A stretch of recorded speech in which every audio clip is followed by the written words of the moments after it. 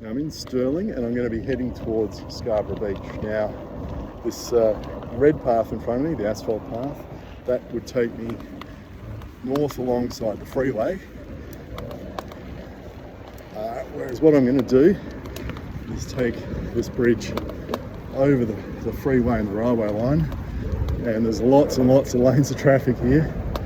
It's a terrible old bridge, very steep by modern standards, would fail on just about every single disability standard you could possibly think of about allowable gradients and rest stops and stuff like that.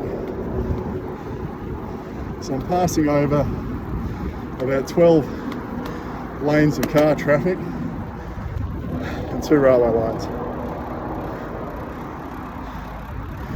Now, if you've seen part A,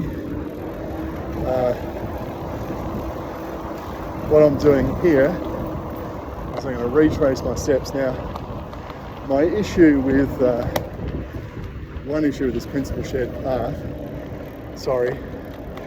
one issue with the safe active street that I'm going to go look at is the really terrible linkage between the principal shed path back there that runs along the freeway, which is great. It can take me up to Joondalup or down to the city. It's a bit rough in places, but it's quite acceptable. I'm going into a headwind, so we'll see what the wind noise is like on the microphone today.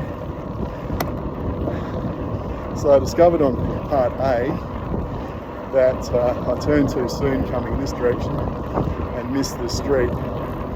There's no pavement markings. I'm looking around for there's one. Little dinky blue sign over there on the pole. How the hell are you supposed to see that? Now I'm going to head up here and that's interesting. So way over there on the right, there was actually a dinky little blue sign telling me that I should have turned right at that roundabout. But what I'm going to do is I want to take the safe active street, which I know starts up here near these traffic lights. Now I'm not riding on the footpath because it's a narrow old concrete path. Jeez. Maybe I'll be better riding on the footpath. What I really want to do along here somewhere is cut across. There's no cars behind me. This is not the way to do it. Don't hit the bus stop, because that's a dirty big raised curve there. Now there's a cut through there through that island with the driver stopped across the end of it, so that would make it impossible to get across. And up here at Cedric, the safe active street begins. But it's interesting that it dumps you into essentially a very unsafe active street. Now there is this little, what do you want to call it, cyclist island here, but what does it really put you onto at the other end, the other side of those traffic lights? I might go exploring that one day. Have a look. Ubiquitous beam e-scooter. One thing I've noticed with those is they started off being stand-up only scooters, and of recent they've started to bolt on a seat. I must have found that a lot of people renting them, well, I guess they're either lazy and they want to sit down, or they could be travelling fairly considerable distances and they want to sit down for comfort. Right, safe active street. Big blue pavement marking, that's what they all have. This one bends around here to the right.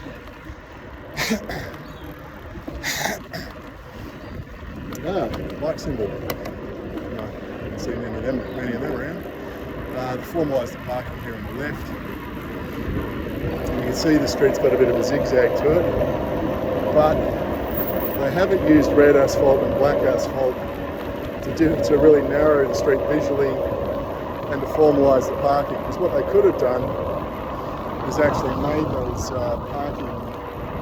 these parking strips here quite a bit wider and used a different coloured asphalt, and that would have visually narrowed the street quite a lot. So we bend around here. The streets are quite narrow. You really do have to worry sometimes about drivers coming the other way, not keeping left, particularly when they're cornering. So again, we've got a bit of a zigzag in the street to take away the look of it just being a great long drag strip.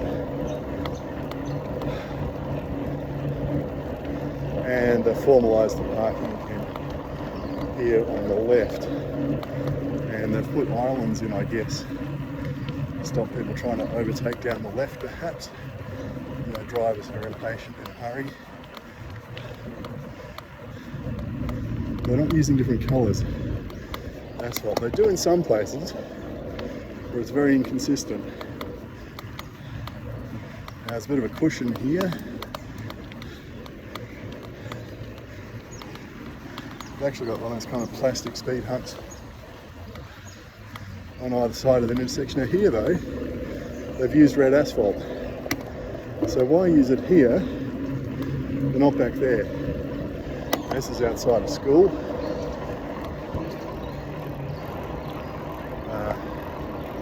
Primary school, they've got some bike parking hoops in there I can see from the road. They're not in the cage or anything, it's not secure. But who knows what bike theft is like along here.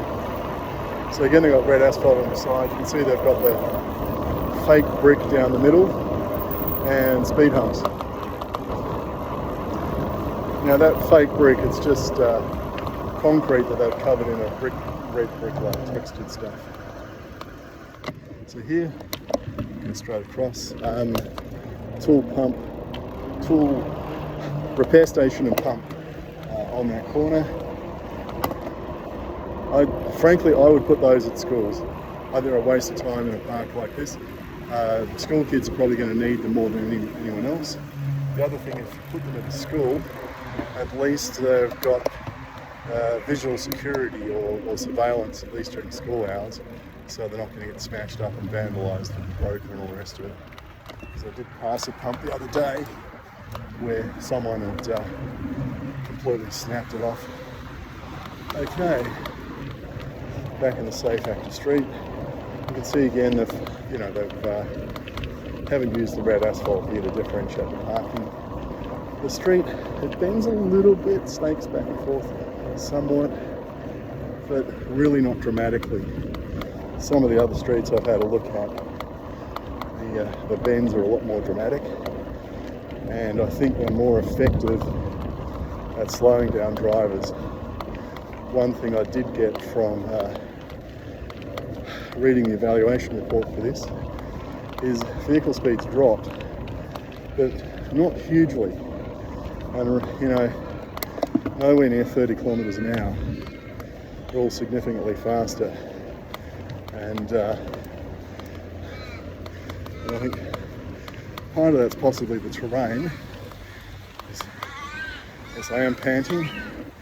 These hills are a little hard to talk and ride at the same time. So drivers are probably going to speed down the hills. Okay. So notice they've cut the street up in a couple of spots, put down rocks and things. Now, while I'm struggling up this hill, let's have a look at the difference in speeds before and after construction. So they took speeds pre-construction in 2016 and then measured it afterwards in 2021 and 2022. So this first section we're on, the Beatrice Street section, it was 53 kilometres an hour before construction, and that dropped to about 32 after. So that's a very good reduction. Then the next section, Shore Road, nothing really changed. It went from 42 to 42 and then 46. It actually went up on the last reading. And then Stoner Street, it was 49 before and a very small reduction of 46, so still well above the 30 kilometre hour speed limit. However, Ambrose Street dropped from 46 beforehand to 32 to 33 afterwards. So that's a really good reduction and getting very close to the 30-kilometre-hour target speed. Now, one of the things I noticed in Part A, there's no footpaths along either side of the street here. So if you want to walk, you're either walking on the verge and through people's gardens, or you're on the street. But look at this. The most dangerous thing on this street is me.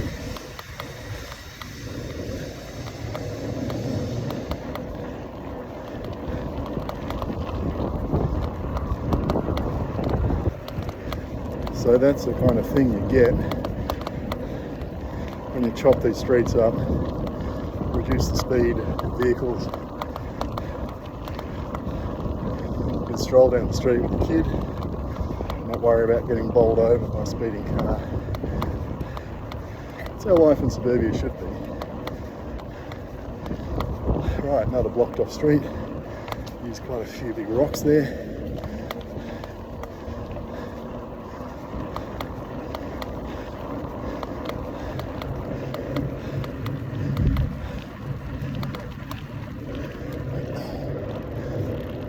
Now on that side street, interestingly, when I looked up and down it, I could see a couple of speed humps in each direction, and they would have been possibly 80 metres or less from the corner and from each other. So I guess that's how they're slowing down traffic coming into these intersections. That one, nothing at all, just a big wide open street. Now, one thing I have noticed with this kind of chicane that they've got through here, it is very gentle and doesn't seem to be very effective at slowing drivers down. That one, there's no speed humps in either direction. It's obviously that it's done it in some places and not others.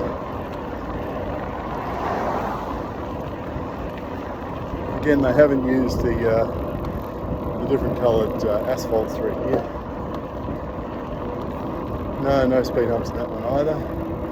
Okay, you can see this nice big rock feature in the middle here to stop people driving through, and it extended the rocks all the way across the verge to stop drivers from being tempted to drive over the verge and go around all that stuff.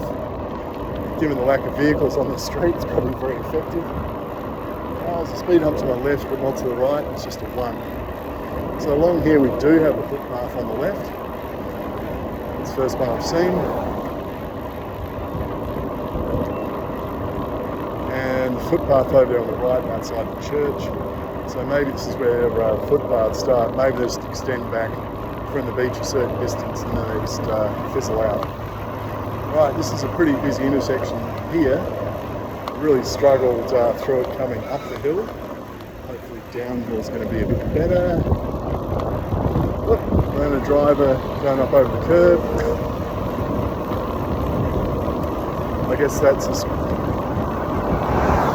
yeah, that guy was going way too fast up the hill for the conditions. So this is where, to make this effective, they probably need to put speed humps, maybe 3 between these two roundabouts, to slow down the drivers. That guy is not keeping left, going too fast.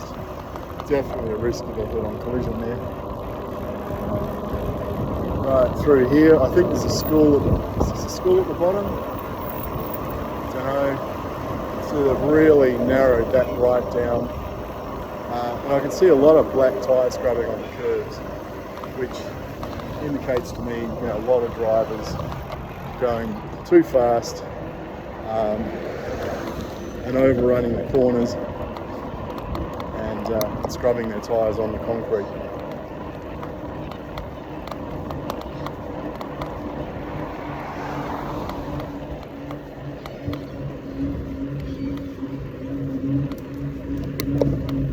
Turning into Manning Street. I know over there to my left there's a primary school, and that way, so the tennis courts.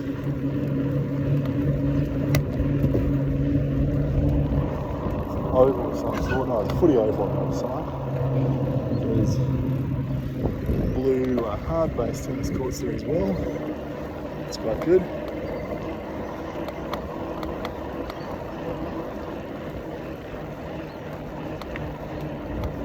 So I call these chicanes and things a bit half-baked.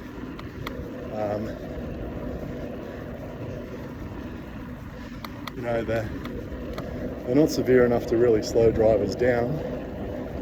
People are still going through them fast, but because of the speeds they're going through them, they're drifting out as they go around, which is a real problem. So I think a gentle chicane is probably worse than no chicane at all, because it's increasing your risk of a head-on crash. You know, the drivers might be going slightly slower, but they're on the wrong side of the road. It doesn't matter if their speed has dropped from 50 to 40. You know, if you have a head-on, if you're on a bike and you have a head-on with someone driving 40 kilometers an hour on the wrong side of the road, you're not going to be in good shape. Right, this is another steep hill. I'm just going to be panting going up here. Stage 1. Vehicle speeds have been reduced at 3 out of 4 sites. A large decrease was observed at Beatrice Street as a result of there being no vehicle access to or from Oden Road post-construction, and at Ambrose Street, where 85th percentile speeds were reduced to 33 kilometres an hour. There is a need to reduce vehicle speeds along Shore Road and Stoner Street as these remain high. This could be attributed to the lack of regulatory speed restriction signage, where traffic entering the route are unaware of the change in traffic conditions or are not recognising or registering the speed restriction pavement markings. Stage 2. The 85th percentile vehicle speeds were reduced at all sites, suggesting the current treatments in this section are contributing to reduced vehicle speeds. These could be further reduced to achieve an 85th percentile speed of 37 kilometres an hour or below. Stage 3. Decreases were observed at all streets. However, the speed at 2 sites along Deanmore Road and Manning Street could be further reduced to achieve an 85th percentile speed of 37 kilometres an hour or below. The width of the route could also be contributing to higher speeds. A substantial decrease in speed can be observed at the Moreland Street site, which is likely due to the positioning of the single-lane slow point between the roundabout and the intersection. Sign there, safe active street.